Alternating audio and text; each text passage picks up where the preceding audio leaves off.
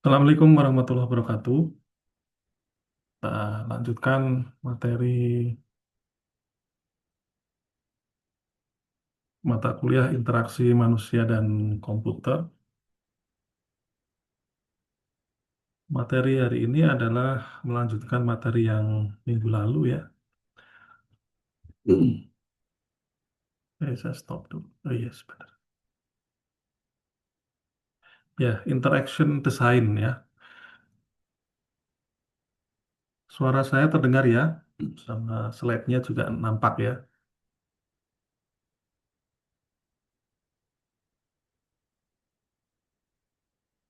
Ya, ini bukunya ada beberapa ya, beberapa buku textbook yang saya manfaatkan ya untuk bahan ajar dan juga bisa Anda pelajarin. Di antaranya adalah eh, desain ya, interaction design beyond human computer interaction. Jadi sebetulnya ilmu desain interaksi ini tidak hanya dimiliki oleh jurusan teknologi informasi atau terkait dengan bidang IT, tetapi juga terkait dengan bidang-bidang yang lain, eh, industri terutama ya, untuk desain-desain yang berhubungan dengan barang ya, kemudian interaksi manusia dengan suatu objek ya dan sebagainya. Itu semua memerlukan desain. Bahkan di beberapa perguruan tinggi pun juga ada jurusan teknik industri, tapi dengan pengkhususan desain. Ya, salah satunya desain. Nah, desain produk ya, secara lebih mudahnya kita bicara, desain produk itu yang terlibat adalah orang-orang yang multidisiplin ya. Multidisiplin itu artinya ya banyak ilmu di situ gitu ya. Ada ilmu psikologi, ada ilmu grafik ya, visual grafik, kemudian juga desain grafis, ada ilmu yang terkait dengan tata letak, menggambar dan sebagainya. Nah, kemudian dikembangkan pula untuk menjadi suatu tambahan di dalam desain software. Nah, jadi orang sudah mulai berpikir bagaimana caranya supaya kita bisa berinteraksi dengan perangkat lunak di komputer itu dengan cara yang lebih nyaman gitu. Kalau zaman dulu kan masih belum nyaman ya. Minggu lalu kita bicara tentang eh, interaksi manusia dengan komputer, tapi yang masih jadul banget ya, yang masih CLI kita menyebutnya ya, command line interface, yang hanya mengetikkan kemudian muncul outputnya dan sebagainya. Nah sekarang berubah ya, kepuasannya berubah. Manusia ingin berinteraksi dengan lebih intens dengan cara yang lebih menyenangkan.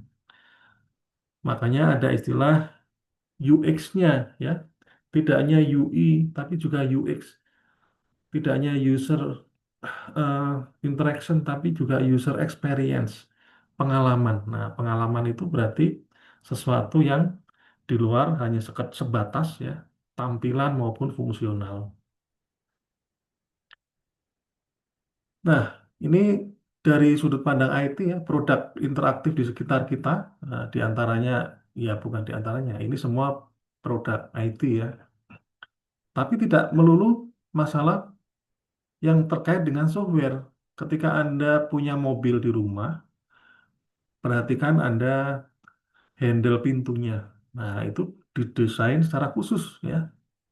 Gimana caranya supaya kalau mobilnya berjalan dia nggak nyenggol dengan mobil yang lain, nggak menongol misalnya. Nah, makanya rata-rata eh, handle pintu itu mesti flat atau rata dengan pintunya gitu ya. Gitu. Ya meskipun diberi coakan dikit.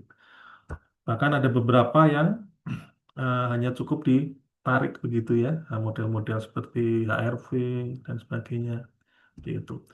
Nah, mungkin suatu saat tidak perlu ada handle ya. Bagaimana terus kita berinteraksinya? Ya menggunakan sesuatu yang lain. Misalnya apa? Misalnya kita ngomong ya. Buka pintu misalnya. Nah, itu pun juga merupakan bentuk interaksi gitu ya. Nah, tentu seiring dengan kecanggihan suatu bentuk-bentuk interaksi yang lebih canggih, maka diperlukan teknologi tambahan pula ya, yang menjadi lebih canggih.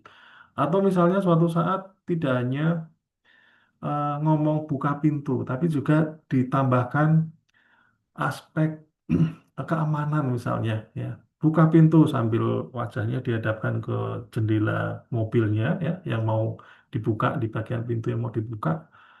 Terus jendelanya akan mendeteksi wajah kita. Ya, jadi seolah-olah jendelanya itu sebagai kameranya ya, kamera pengenal bahwa kita memang boleh masuk mobil tersebut. Seperti itu. Nah, itu tentu desain-desain seperti itu juga tidak dimonopoli oleh hal-hal yang terkait dengan objek seperti mobil, ya, tapi juga di komputer termasuk ya. Makanya bukunya ini Beyond Human Interaksi Komputer ya. Beyond itu artinya lebih ya. Meskipun dulu ilmu desainnya itu banyak digunakan untuk hal-hal yang terkait dengan desain produk, tapi ternyata kegunaannya itu melebihi ya apa yang dipikirkan orang ya, apa yang dipikirkan orang zaman dulu ya, yaitu eh, UI UX. Nah ini contoh ya, contoh mengenai bagaimana kita berinteraksi dengan suatu software. Ini tentu Anda tahu kalau yang seperti ini adalah mobile app ya, Android kah atau iOS ya. Kalau yang ini Windows ya, kalau ini tampilan suatu sistem operasi ya, macOS katakanlah ya, seperti itu. Dengan berbagai cara kita berinteraksi ya. Kalau screen Anda mensupport dengan eh, apa ini touchscreen misalnya ya, Anda bisa berinteraksi dengan apa ini HP gitu ya. Kok HP maaf, dengan tangan ya bisa mematikan misalnya mematikan kamera dengan menyentuh saja ya, nggak perlu pakai mouse misalnya gitu. Atau misalnya untuk masuk ke sistem ini menggunakan pengenalan wajah atau menggunakan beberapa teknologi komputer, teknologi hardware-nya ada yang menggunakan biometrik gitu. Nah, seperti itu. Ya, ini sebagai pengantar.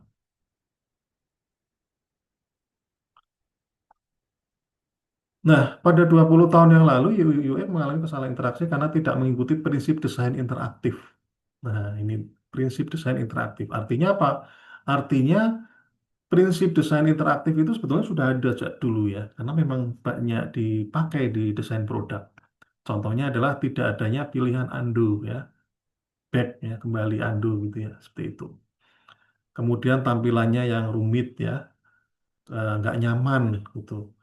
Tampilannya rada kaku ya. Ketika Anda lihat Windows yang awal-awal yaitu Windows 3.1 ya. 3.1 saya beruntung sempat ngalami ya, sempat melihat ya meskipun belum punya komputer tapi saya sempat melihat Windows 3.1 meskipun sudah basisnya Windows tapi eh, dengan yang sekarang jauh lebih nyaman yang sekarang ya. Zaman dulu masih kotak-kotak kaku banget ya. Tapi it's okay, itu memang zaman dulu ya.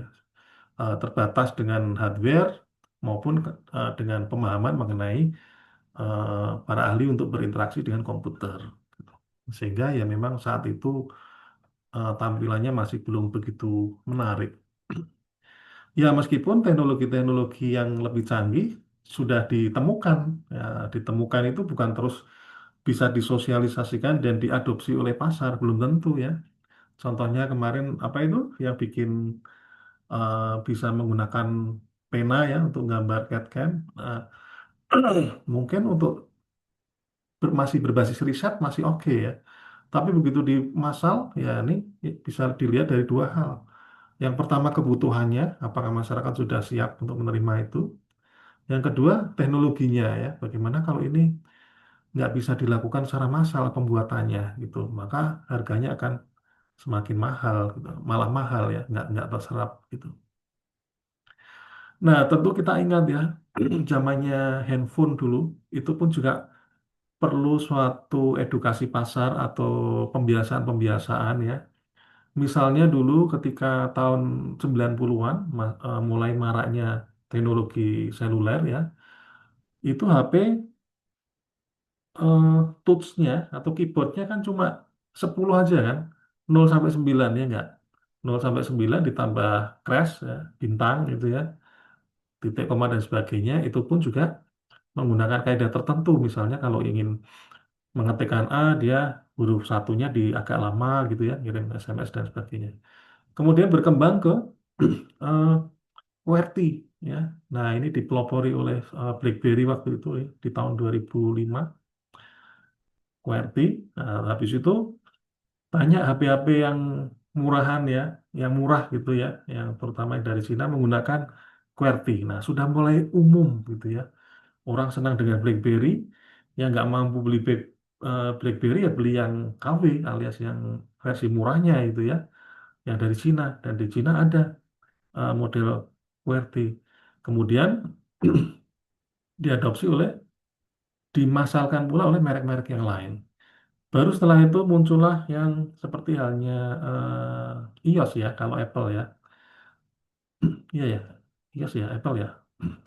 Touchscreen, Android dan seterusnya sampai dengan sekarang gitu ya.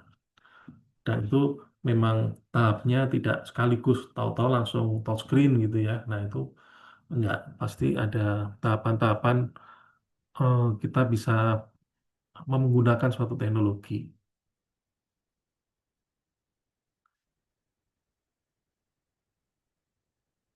Nah, bagaimana kita bisa mengetahui desain itu bagus atau tidak? Ya, Anda bisa melakukan membandingkan produknya. Bandingkan produk. Mana yang lebih bagus tampilannya, atau mana yang lebih mudah penggunaannya ya, mana yang lebih cepat ya, mana yang lebih menyenangkan. Nah, hal-hal seperti ini bisa menjadikan salah satu cara untuk kita bisa menilai suatu eh, desain yang bagus apa tidak. Nah, ini contoh dari seorang desainer, ini dibuat sama siapa ini saya lupa punya ya, David Cooper kalau tidak salah ya.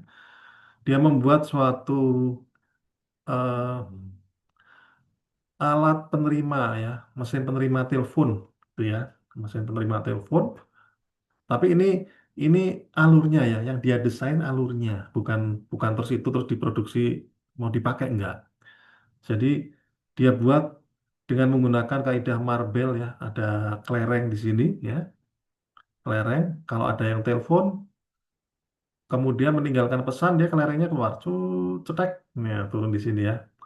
Kemudian begitu seterusnya, ya. Begitu orangnya pulang nih, melihat si sampai di rumah, kemudian mau nyetel, mau menyalakan ada pesan apa enggak di teleponnya, dia taruh di sini, ambil kelerengnya, taruh di sini. Nah, keluarnya kelereng di sini sesuai dengan jamnya, alias ini antrian sesuai dengan timeline ya. Begitu kelereng dimasukkan, ditempelkan ya. Kalau ini ceritanya skenarionya waktu itu ditaruh gitu ya. Ditaruh maka suara pesan berbunyi. Nah, kalau oke, oke, saya sudah menerima pesanmu, hanya sekedar menerima, dimasukkan di sini. Kemudian ingin mendengarkan yang berikutnya atau mau loncat nih, yang terakhir apa sih? Nah, otomatis ini ya pesan yang terakhir ya, pesan yang terakhir muncul gitu loh ya. Taruh di sini, didengerin, oh pesannya gini. Nah, kemudian ditaruh, oh iya ini penting ya, penting, terus ditaruh di suatu tempat yang sebagai reminder. Nah, ini sebagai reminder. Kemudian ambil lagi yang ini misalnya yang di tengah langsung. Kemudian didengerin. Oh ini dari siapa sih? Oh dari Simon. Nah, dari ini ceritanya temannya Simon ya. Simon, oke, saya taruh di note-nya Simon. Nah, untuk memberitahu bahwa pesan ini dari Simon. Nah, dari sini artinya dia membuat suatu siklus desain untuk mesin penerima ya, penerima. Bahwa nanti kalau ada yang masuk mesinnya telepon, ada yang pesan masuk, maka disimpan dulu sesuai dengan urutan, kemudian bisa didengerin. Kalau penting taruh di suatu agenda misalnya. Kalau nggak penting, kalau sudah cukup didengarkan, balikin lagi ke sini. Kalau misalnya ingin menjadi note siapa yang mengirimkan, ini taruh di tempat sesuai siapa yang ngirim. Nah, ini dari Marble Answer Machine. Kemudian ada juga desain eh, remote control. Nah, Anda perhatikan desain remote control itu bukan sembarangan didesain ya, tapi juga sudah dipikirkan benar gitu ya. Kenapa kok rata-rata eh, power on-nya itu ada di atas kanan pojok? Nah, ini jadi pertanyaan nih, kenapa ya? Atau sebelah kiri pojok atas, kok nggak di tengah gitu ya? Kok nggak di paling bawah dan sebagainya dan sebagainya. Nah, ini semua ada pertimbangan-pertimbangannya, gitu ya. Seperti itu. Nah, ini tampilan ada yang menggunakan apa ini, mengetikkan sesuatu, kemudian bisa memunculkan suatu menunya. Ya, contohnya ya Windows pun juga sama ya. Ketika Windows yang sekarang ya, yang baru-baru sekarang ini, versi 10, kemudian versi yang sebelum 10 itu versi berapa ya? XP ya? Enggak ya? Yang ya 10 itu saya menikmati fitur search-nya ya. Misalnya ngetik cari Microsoft Word, nah, tinggal ketikkan aja Word keluar. Kalau zaman dulu nggak ada seperti itu. Harus di start menu, diklik, nah ini muncul tampilannya Word, oh lagi langsung diklik gitu ya, seperti itu. Nah, tapi sekarang sudah ada search-nya, jadi setidaknya itu buat saya ya, nah, itu lebih cepat gitu ya. Kenapa kok dibuatkan seperti itu? Karena dia tahu si Windows ini aplikasinya semakin banyak, orang ya kadang kerjanya multitasking banget ya, dia butuh apa itu programnya banyak yang diinstal, sehingga kalau dia mengandalkan yang dari start menu dan sebagainya, dia akan cari satu-satu yang mana ya, nah, seperti itu. Nah, sekarang dimudahkan dengan adanya source.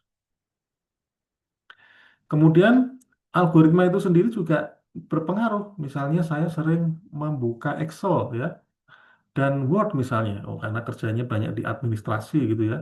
Nah, maka kalau kita klik search, langsung banyak di yang paling atas itu banyak yang sering kita kerjakan gitu ya, aplikasi yang sering kita gunakan. Nah, bagaimana mendesain yang baik? Di kamera saya off-kan dulu ya. Bagaimana mendesain yang baik? Nah, ini harus diperhatikan ini. Siapa yang menggunakan, cara menggunakannya, di mana akan menggunakan, aktivitasnya bagaimana, aktivitasnya yang seperti apa. Kalau Anda nanti bikin aplikasi, misalnya, aplikasi mobile misalnya, yang digunakan untuk anak kecil, tentu akan berbeda dengan tampilan yang digunakan untuk orang dewasa. Kemudian kesulitannya juga, bukan kesulitannya, tapi kemudahan menu-menunya dan interaksinya tentu akan Anda pikirkan juga ini untuk siapa. Kalau untuk orang tua ya, wah orang tua ini biasanya mudah lupa ya. Kemudian matanya juga sudah kabur-kabur gitu ya. Nah, maka menu-menunya dibuat lebih besar. Kemudian di eh, siklus apa tahapannya menu itu dibikin lebih sederhana seperti itu. Nah, ini terkait dengan siapa yang menggunakan. Begitu juga kalau yang menggunakan anak-anak misalnya. Ya anak-anak suka apa ini? Biasanya anak-anak suka yang berwarna-warni, tulisannya besar, objeknya lucu-lucu dan sebagainya. Maka Anda juga harus memperhatikan tersebut. Nah, kemudian yang berbasis eh, ubiquitous. Nah, ini ubiquitous. Ya, berbasis IoT ya. Ini sebetulnya ya nggak tepat-tepat amat ya. Kalau IoT artinya user interface-nya kita tidak banyak berinteraksi dengan alat tersebut, tapi mesin tersebut tahu apa keinginan kita, ya. Nah, contohnya ketika Anda ingin memesan makanan, ya, menggunakan GoFood, ya, atau GrabFood, atau Maxim Food dan sebagainya, Shopee Food gitu ya. Anda kan memasukkan menunya GoFood ya. Ini yang saya tahu cuma Gojek atau GoFood ya. Jadi, seingat saya diaktifkan dulu sensornya, sensor lokasi atau GPS ya. Yang di HP kan ada GPS ya. Kemudian dipilih makanannya misalnya ayam goreng misalnya. Nah, langsung keluar semua itu. Semua ayam goreng yang pos lokasinya dekat dengan Anda. Apakah Anda menginputkan alamat Anda? Kan enggak ya. Kenapa? Karena sudah diwakili oleh si sensor ya. Si sensor ini alamat atau posisi Anda saat ini.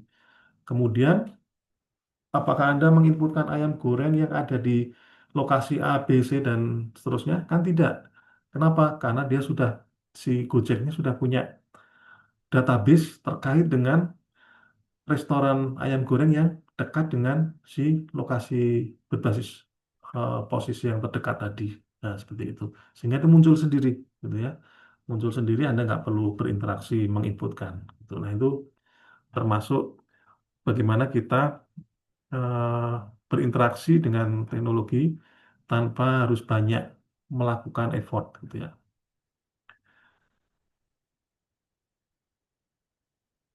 Nah, ini perubahan perubahan di produk pun juga berpengaruh ya. Kalau dulu mesin cuci itu masih pakai krek krek krek gitu ya. Timer kalau diputar ya krek gitu ya. Atau misalnya mau on kan putaran mencuci ya, menggilas gitu ya, krek gitu ya. Sekarang cukup pakai tombol tek, gitu ya. Dulu fisik, sekarang tampilan display digital. Nah, ini kompor zaman dulu nih yang mungkin Anda juga masih punya ya. Tapi nanti suatu saat ketika Anda berumah tangga mungkin kompornya sudah seperti ini bentuknya. Dan ini pun juga didesain secara bagus ya. Nggak asal yang penting bunder, bunder, bunder, jejer 4 gitu ya. Terus tombolnya taruh di mana, nggak tahu ya. Tapi ini didesain dengan bagus. Kenapa melengkung? Ya karena di tengah biasanya ibu-ibu yang masaknya di tengah ya, biar biar tangannya itu jarak antara kompor sini atau tangannya menyentuh lokasi kompor itu nggak terlalu jauh gitu ya, seperti itu. Maka didesain melengkung. Ya, ini termasuk aspek desain ya. Nah, ini tren masa depan, self service ya, efektif efisien. Bagaimana mengoptimalkan interaksi pengguna dengan sistem, lingkungan atau produk. Nah, barangkali Anda yang pernah ke bandara ya, atau mungkin ke naik kereta api ya, kereta api lah ya, contohnya. Itu sudah ada self check-in. Ya, self check-in. Anda cetak tiket, terus langsung di sebelahnya ada check-in, baru masuk ke tempat satpam langsung penjaga ya, nah, biasanya penjaga eh, yang mengarahkan kita untuk masuk ke kereta gitu ya, masuk ke gerbang apa itu gate lah ya, masuk. Simple ya, sederhana. Itu juga ATM ini, ATM self service ya, Anda nggak perlu ke bank ya untuk ambil uang. Ya, Anda bahkan untuk transfer atau apa ini nabung aja pasti diarahkan ke ATM yang bisa ngisi ya. Kalau di kantor banknya ada ATM mengisi uangnya itu. Kemudian display-display informasi seperti ini. Nah, ini sudah menjadi hal yang umum sekarang.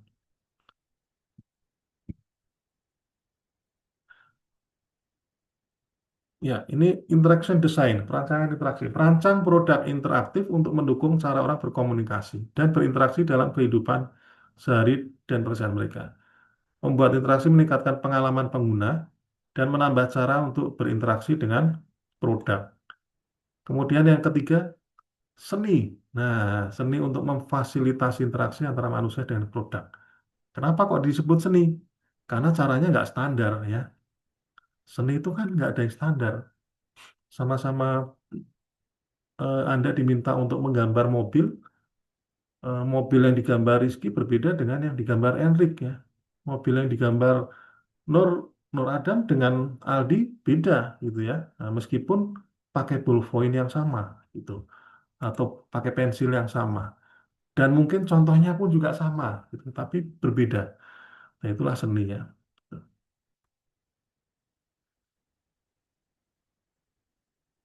Nah, di sini kita mengenal istilah-istilah ada user interface ya, software design, user centered design, product design, interactive system design dan lain-lain.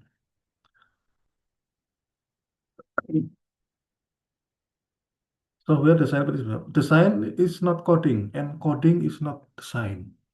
Nggak mesti ahli coding untuk jadi UI UX engineer. Anda misal nih eh, kuat di bidang seninya ya, senang mendesain sesuatu ya, sense untuk mendesainnya itu sangat kuat ya, maka Anda bisa ngambil profesi jadi UI UX designer ya.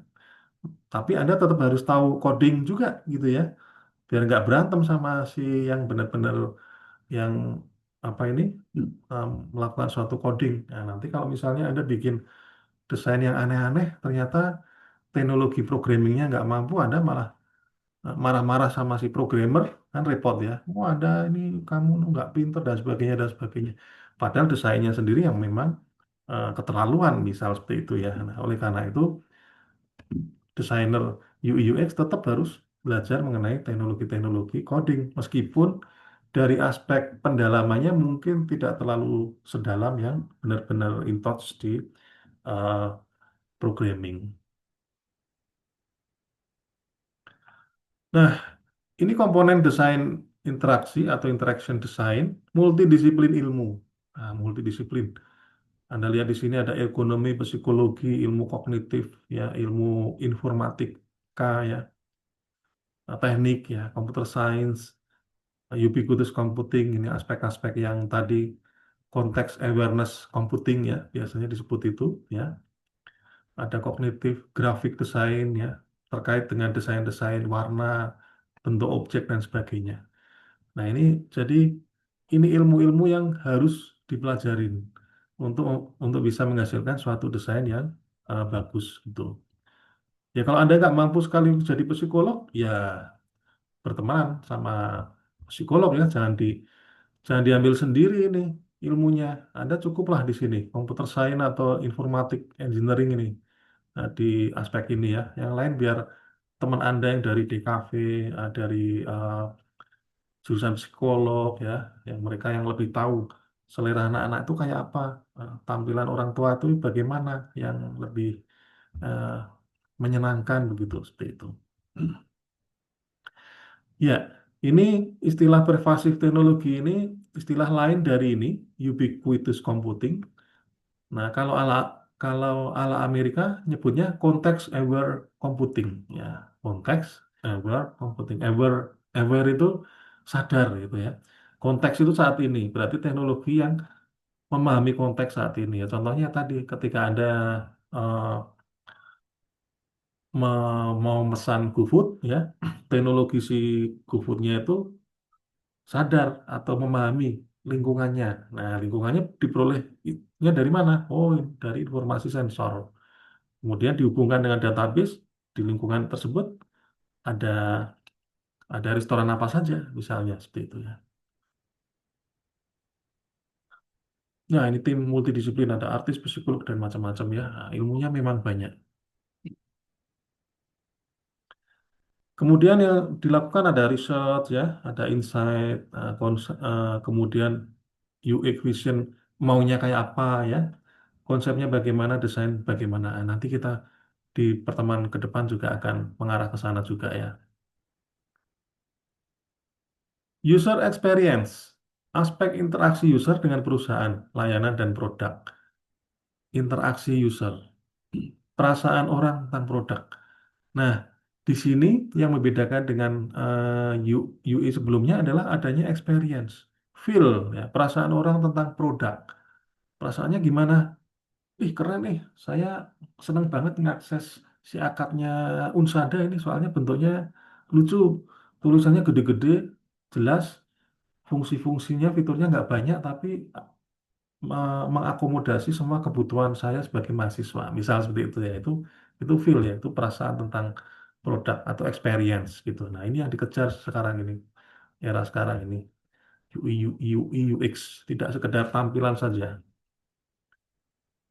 Kemudian proses improving customer interaction with your app. Nah, ini bagaimana caranya supaya user atau customer itu selalu berinteraksi dengan aplikasi Anda.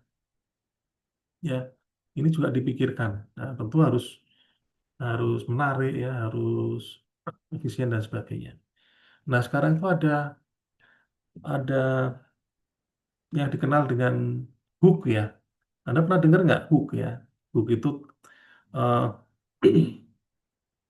3 detik pertama ya, video 3 detik pertama, tapi bikin kita kita ini kita penasaran gitu ya. Nah, itu termasuk bagian dari ramuan dari UI UX gitu ya. Seperti itu. Nah, kalau ada hook seperti ini, kemudian ditonton sampai habis, ya maka algoritma dari si platform akan bekerja gitu ya. Oh, Pak Adam nih kayaknya sering melihat hook-hook yang terkait dengan apa ini eh, komputer misalnya. Nah, langsung eh, berandanya banyak dipenuhi oleh informasi-informasi terkait dengan komputer gitu ya. Karena kenapa? Karena si platform tadi membaca eh, perilaku saya bahwa saya sering melihat video sampai habis ya. Nah, ya meskipun 3 detik tadi yang disebut hook tadi terkait dengan teknologi. Nah, itu kalau user interface dipadukan dengan algoritma user, wah itu jadi luar biasa gitu ya. Ya jadinya ya seperti halnya aplikasi yang seolah-olah mengetahui Anda.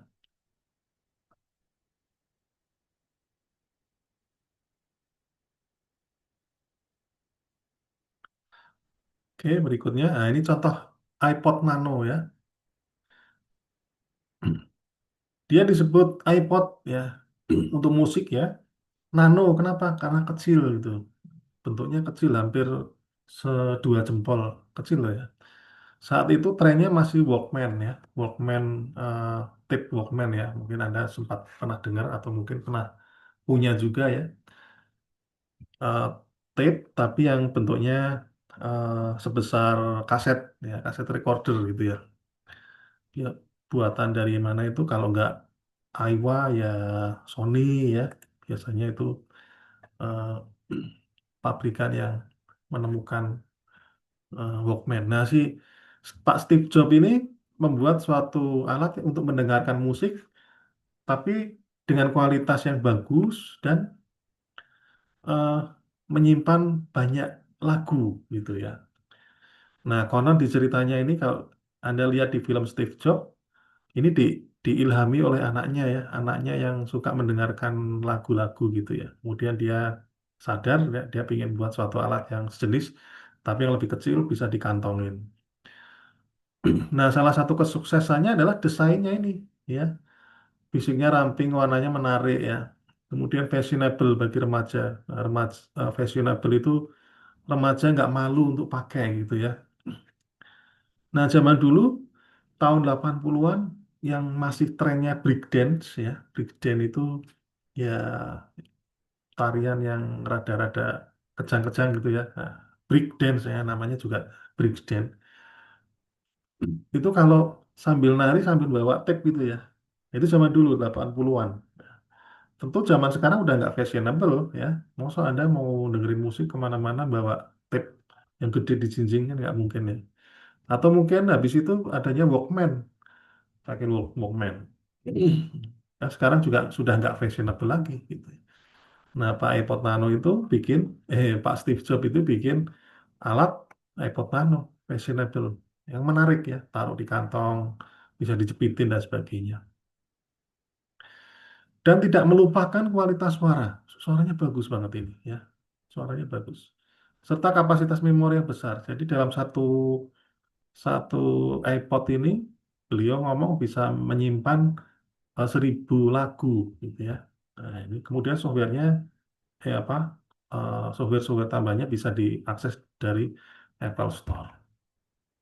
Nah, dia punya moto, some people think design mean how it look, but of course if you dig deeper it's really how it work. Jadi beberapa orang berpikir desain itu hanya bagaimana yang terlihat saja. Desain itu cuma yang terlihat, tapi dia mikirnya enggak ya. Kalau kita gali lebih dalam, bagaimana ada fungsi-fungsi dalam desain tersebut. Ya, kita dengarkan adzan maghrib dulu ya. Baik, Pak.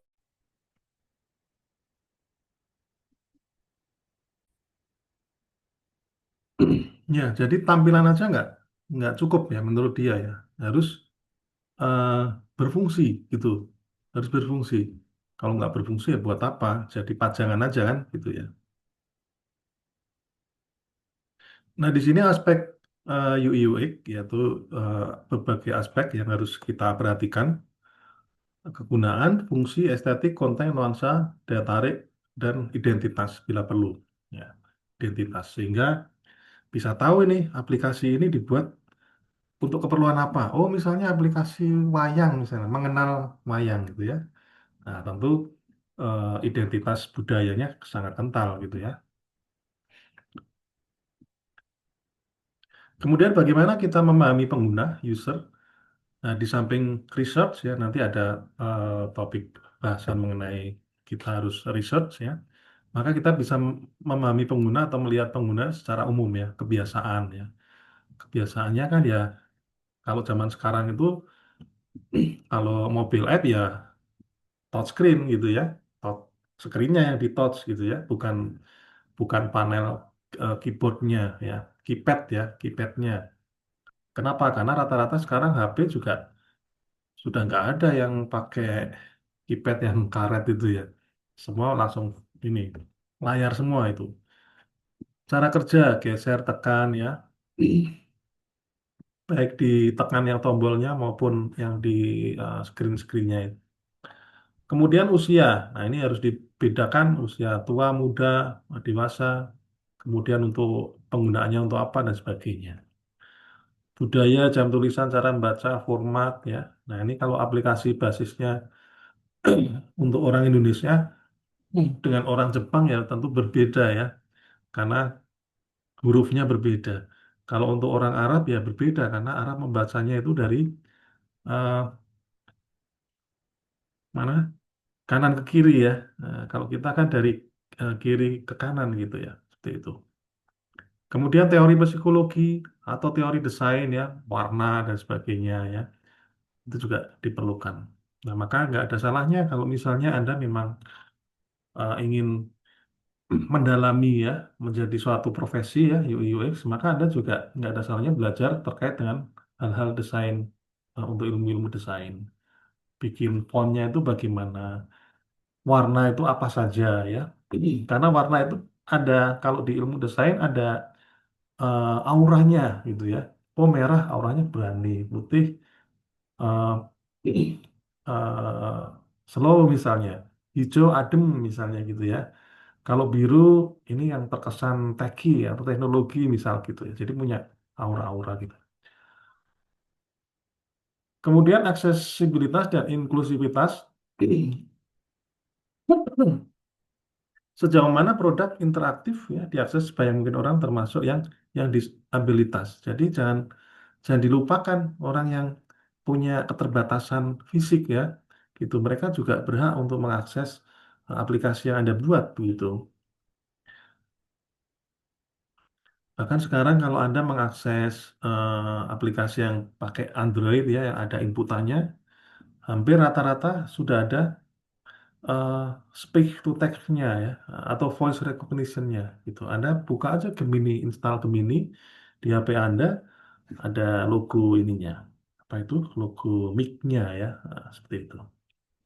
Atau di WhatsApp ya. Dulu saya sering pakai menggunakan fitur mic karena kadang-kala untuk menjawab WA itu kita lagi kerja gitu ya sambil jawab WA ya pakai voice aja lah gitu ya gitu. Karena dulu sering sering di WA ya sama mahasiswa.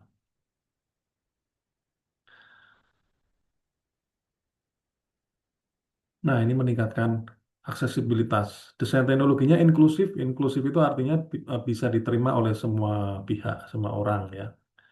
Kemudian ada teknologi pendukung, memahami jenis disabilitasnya.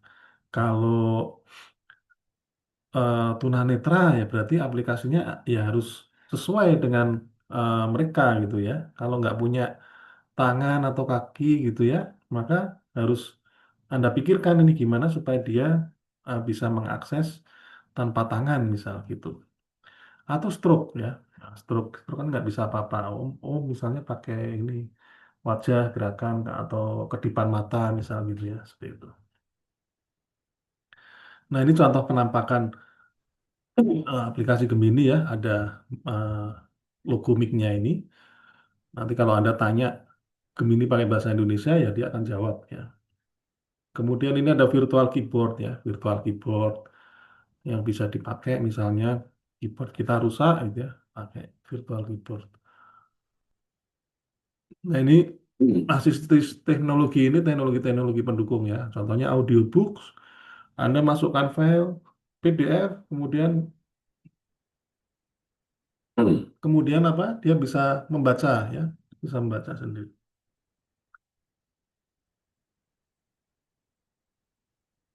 Ya, asistif ini artinya membantu teknologi dukungan ya, yang mendukung itu semua. Tujuan kegunaan dan pengalaman pengguna, ya jangan sampai melupakan tujuan pengguna. Tujuannya apa? Anda hanya mengejar tampilan saja ya, tapi lupa fungsinya, tujuannya ya. Bagus sih tampilannya, tapi ya nggak sesuai tujuan ya sama aja gitu ya. Maka harus tetap eh, melihat dari tujuan utamanya. Usability goal, tujuan dari penggunaannya, yaitu efektif. Nah, nanti Anda baca sendiri ya. Mampu memungkinkan orang untuk belajar efisien, mengakses informasi yang mereka butuhkan. Efektif itu artinya eh, cara cepat Anda sudah bisa paham. Oh ini untuk ini loh, oh, untuk ini ya, gitu ya, seperti itu. Efektif, efisien. Produk mendukung pengguna dalam menjalankan tugasnya. Nah, ini contohnya answer mesin marble tadi, ya. Ini efisien, dia efisien karena sesuai dengan fungsi dan tugasnya. Dia nyimpen data, kemudian menerima apa itu eh, telepon dari teman-teman, kemudian disimpan datanya, kemudian orangnya datang yang punya mesin ansper ini bisa ngecek, setelah itu dikategorikan. Oh ini penting, ya ini nggak penting gitu ya, seperti itu. Kemudian safety, keamanan, melindungi pengguna dari kondisi yang berbahaya dengan cara mencegah pengguna membuat kesalahan. Nih, jangan sampai salah ini nih, salah pencet lah, begitu ada file Anda ini niatnya nggak ingin menghapus, tapi ternyata misalnya nih, misal nih, di situ programnya kalau Anda terlalu lama mindset, dia akan mengeluarkan perintah hapus gitu ya. Anda nggak sengaja mindset terus, yang seharusnya terhapus, tapi di program tersebut diberikan suatu safety misalnya ada tampilan notifikasi baru ya. Apakah yakin mau dihapus misalnya gitu ya, seperti itu. Nah, di ATM itu biasanya apa di mobile apps, mobile banking ya, kita masukkan nomor rekening, kemudian BCA, kok BCA, nama bank, kemudian nomor rekening, kemudian jumlahnya. Habis itu next kan, next baru keluar nggak langsung transfer, tapi ke konfirmasi dulu, betulkah mau ditransfer ke Bapak Adam dengan nomor rekening ini sebesar ini, baru di oke gitu ya. Oke pun nggak langsung transfer, ada PIN-nya dulu gitu ya, ada PIN-nya masukkan seperti itu. Jadi pagar-pagarnya itu cukup banyak gitu ya. Atau ada cara pemulihan. Nah, misalnya Anda sedang mengetik dan sebagainya, ada sesuatu yang tahu-tahu hilang gitu, nggak sengaja kontrol A terus del gitu ya. Nah, selama masih belum Anda save, selama masih masuk di aplikasi tersebut ya Anda bisa kontrol Z gitu ya, atau undo atau back. Itu namanya menu-menu untuk safety ya. Nah, ini contohnya. Apa yakin mau menghapus?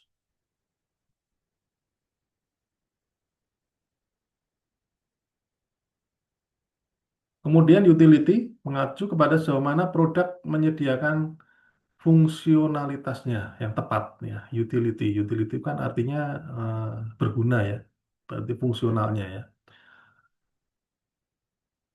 Contoh produk dengan utility rendah adalah software untuk menggambar, tapi tidak memungkinkan pengguna menggambar dengan tangan bebas, tapi maksa mereka menggunakan mouse untuk membuat gambar mereka dan hanya menggunakan bentuk poligon. Nah, ini utilitasnya rendah gitu ya. Supaya nggak rendah gimana? Ya harus support dengan misalnya mousepad misalnya ya. Kemudian bentuknya nggak cuma poligon, ada yang kotak geometri strips, ada yang bentuk curve misalnya, ada yang bentuk free kan ada ya gitu ya. Kalau Anda buka di Paintbrush kan ada berbagai jenis goresan-goresan itu. Ada yang langsung kotak, ada yang langsung free drawing, ya, seperti itu.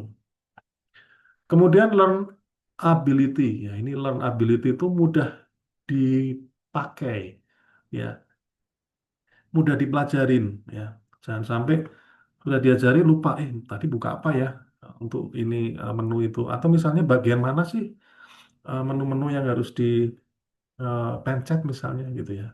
Seperti itu.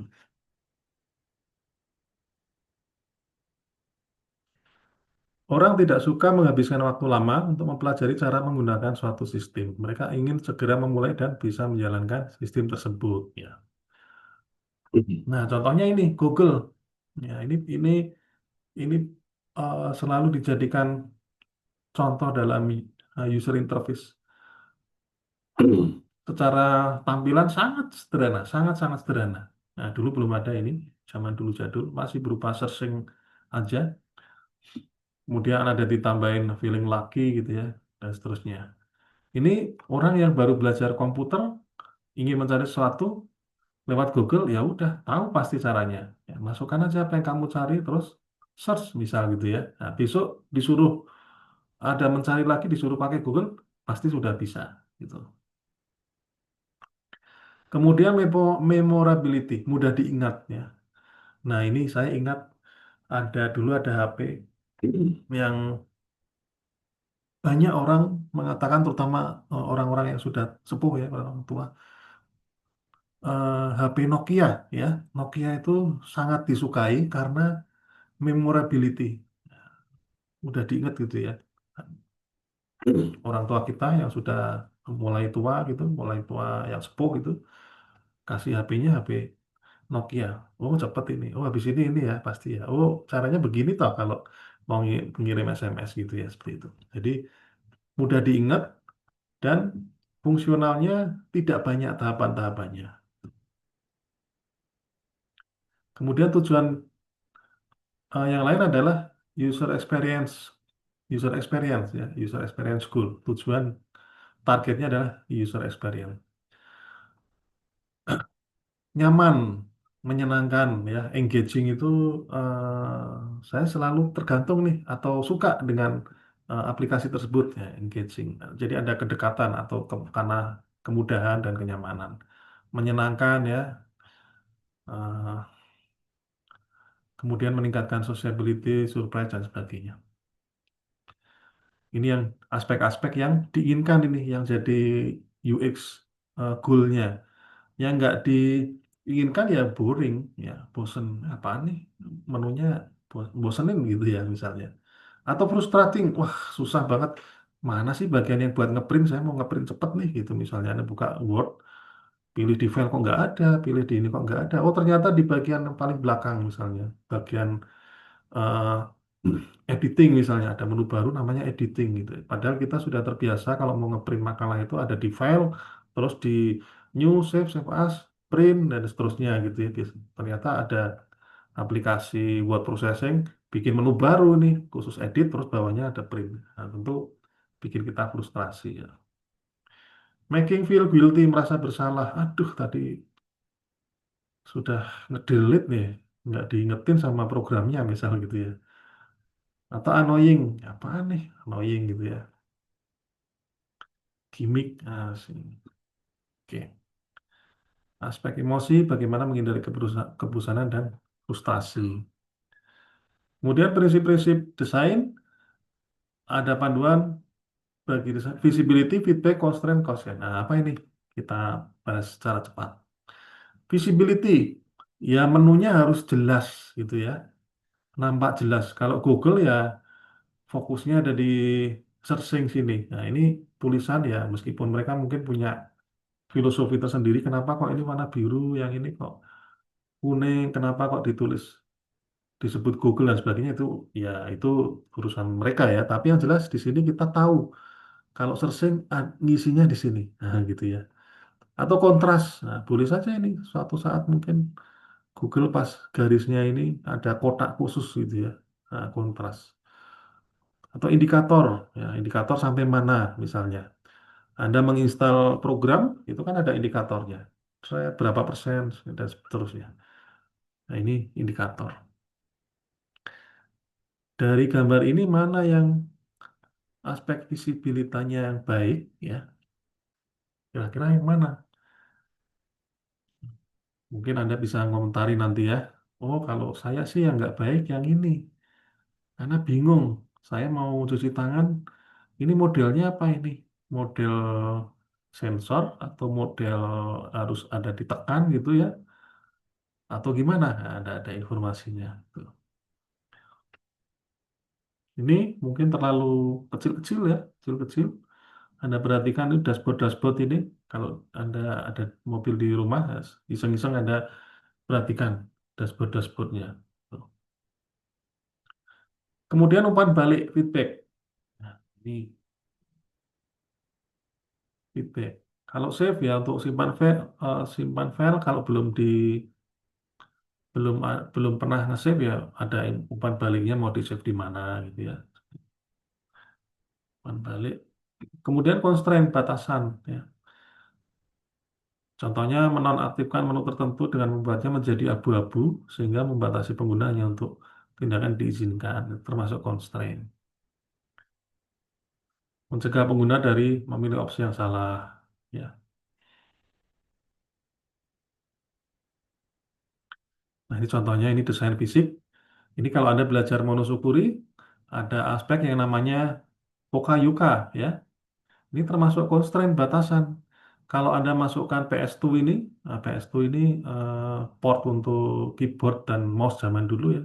Kalau kebalik nggak bakal masuk. Karena di sini ada lubang plastiknya ya, penanda lah ya, penanda yang di ininya. Maka harus masuk di sini. Kalau kalau kebalik muter salah, muter masuk yang mentok aja nggak bisa. Atau flash di sini USB. USB kalau ini kebalik ya mentok di sini. Begitu juga ini. Nah, ini kita bisa tahu jempol mana, empat jari yang mana. Oh, ini pasti empat jari karena ini lebih gede. Ini jempolnya. Dan udah dibuat secara ergonomis ya. Ergonomis bentuknya rada melengkung. Berarti dia kalau gunting tadi nanti secara natural begini ya. Mengikuti kaidah tangan natural untuk menggunting gitu. Untuk bergerak. Ya. Nah, terus kalau sekarang ada Type C, Pak, yang bolak-balik bisa. Nah, itu teknologi baru ya. Kedua sisinya nggak masalah dibolak-balik gitu ya, seperti itu. Type C. Ini kan masih teknologi yang lama, USB yang lama. Kemudian konsistensi, merancang tampilannya itu istiqomah atau konsisten ya.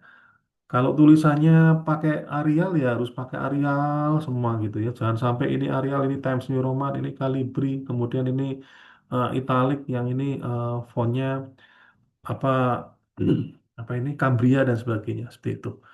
Nah, ini harus konsisten. Konsisten tapi jelas ya. Jangan konsisten tapi yang Times New Roman miring pula. Waduh, pusing. Atau misalnya handwriting.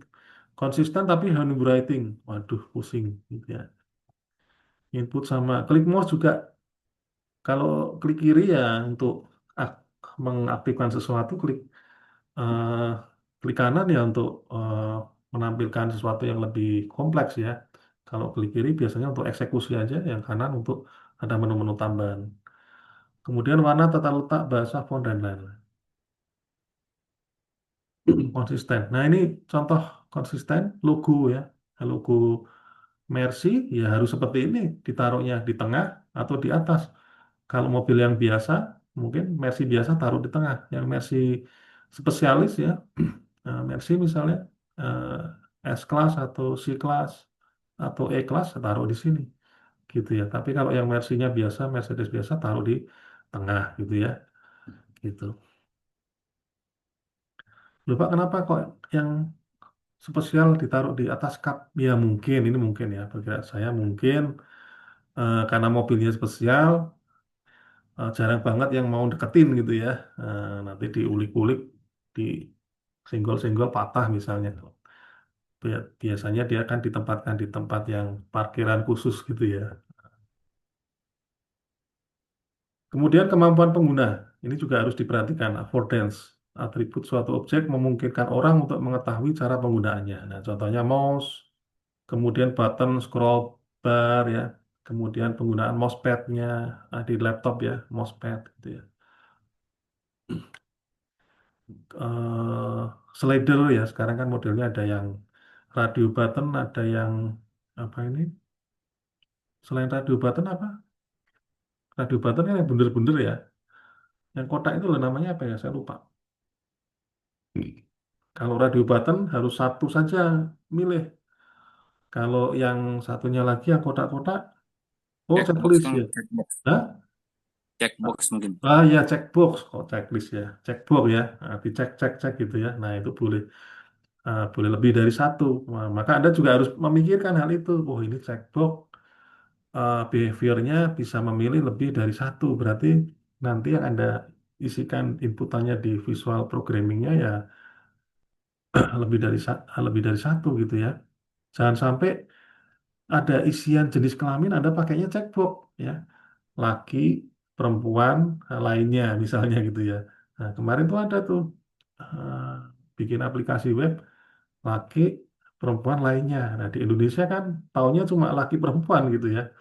Seperti itu. Pakai checkbox pula. Waduh, berarti kalau saya milih centang laki dan perempuan, berarti oke dong ya. Nah, kan oke gitu ya. Nggak masalah. Nggak di sama program itu nggak di constraint gitu ya. Seperti itu.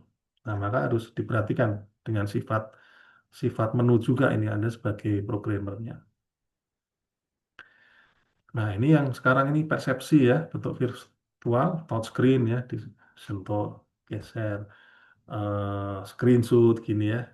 Atau misalnya kalau zaman sekarang udah canggih itu Pak, foto pakai apa? Palm ya, tunjukin ini nanti dia sudah motret sendiri gitu. Kalau di dunia nyata terkait dengan fisik, mouse untuk digenggam, handle pintu untuk dipegang ya, handle-nya juga lihat-lihat nih. Kalau handle-nya yang putar, ya berarti ini harus diputar gitu karena memang persepsi kita handle yang putar bulat itu diputar, nggak mungkin di engkel gitu ya. Gitu. Nah, terkadang desain yang bertujuan untuk membujuk pengguna dapat menjadi praktek yang menipu. Ini dikenal sebagai dark pattern. Nah, ini hati-hati ya. Kalau ini jebakan juga ini ya. Tapi kadang-kala beberapa platform suka ini ya untuk memphishing dalam tanda kutip ya. Nah, user-user ini. Nah, contohnya ini, give TikTok access to your Facebook friend list. Nah, dari mana ini? Dari nomor HP kita gitu ya. Nah, ini makanya teman saya nggak banyak ya di platform. Karena ini saya selalu don't allow. Kalau saya oke kan nanti tiap kali ada ini dia mengupdate terus. Nah, Anda perhatikan di sini. Saya tidak melakukan aktivitas apa-apa, tapi di sini warnanya diburemin. Yang ini oke jelas banget. Nah, secara psikologi, orang yang ketemu menu seperti ini jarang membaca yang ini langsung di oke-oke langsung ya. Wah, tahu-tahu banyak yang pingin jadi temennya atau yang mengaksesin.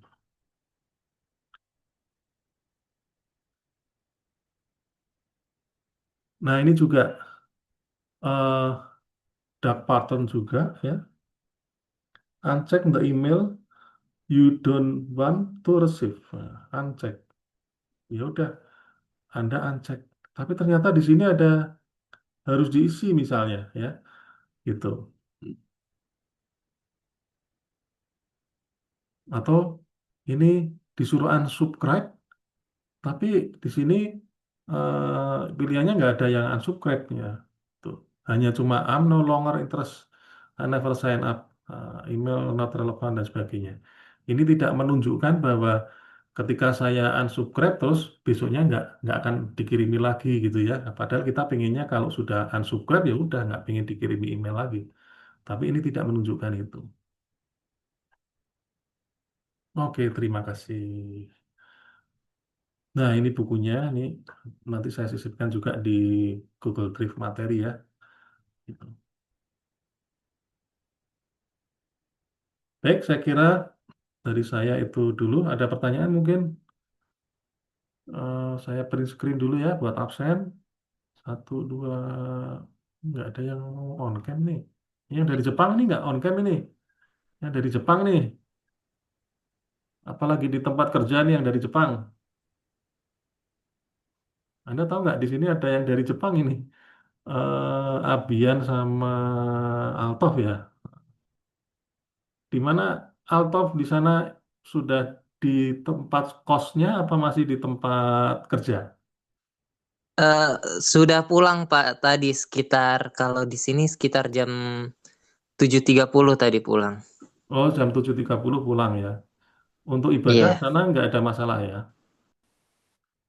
tidak ada Pak. Tidak ada masalah. Tempat tidurnya di mana sekarang? Kosnya? Tempat tidurnya di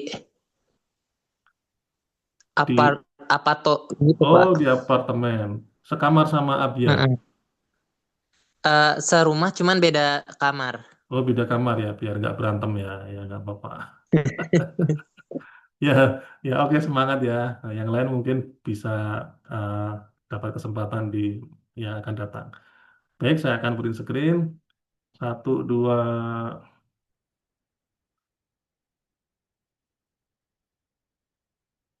iya.